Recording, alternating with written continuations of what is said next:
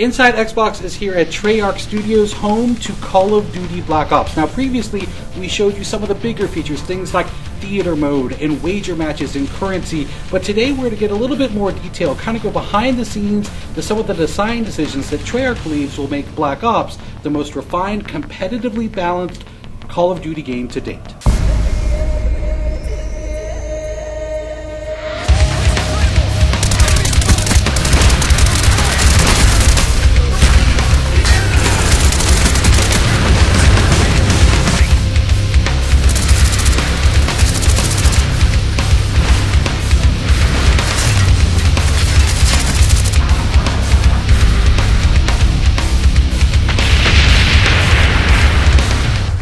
One of the great things about having such a large community of players playing our game is that it isn't very difficult for us to hear when fans do not like something about our game or they do like something about our game. All we have to do is listen, and we are listening.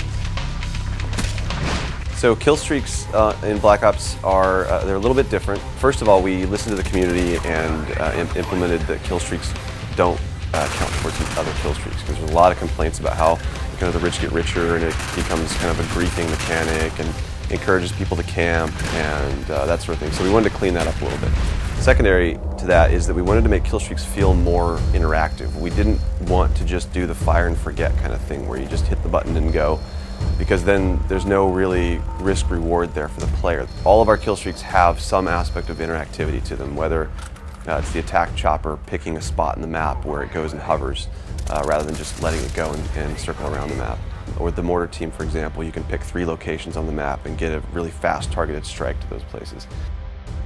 So the perk design philosophy is we want every perk to feel like it supports a specific gameplay style. So we want to kind of beef up this characterization of, if I select a perk, this represents me and how I play the game. So for example, we have a perk called Hacker.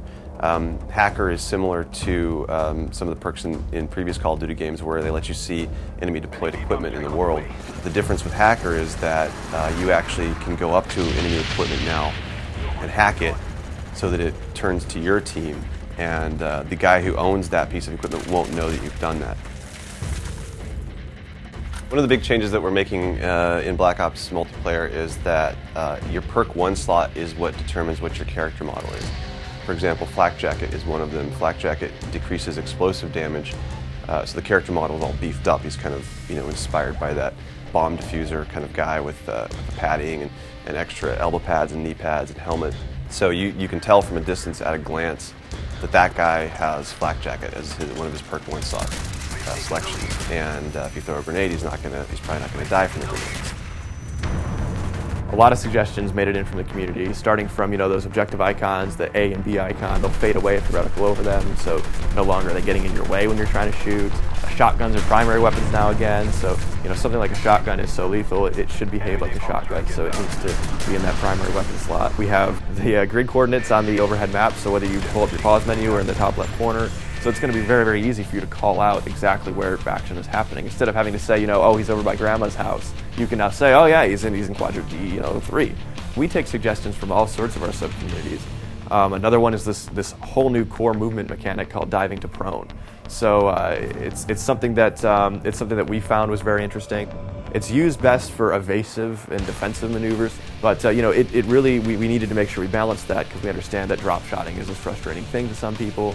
So we wanted to make sure that this thing wasn't going to be used aggressively to grief or to frustrate players. So there is sort of a recovery time after you land, and you'll have to take a half second to pull your gun back up. So it's actually a penalty if you try to use it as an offensive maneuver. Little subtle things to the game that I think the fans are really going to like. We hope you've enjoyed our in-depth look at what it takes to put together the multiplayer for a game like Call of Duty Black Ops. Thanks everyone for watching Inside Xbox. It's too close, fight harder.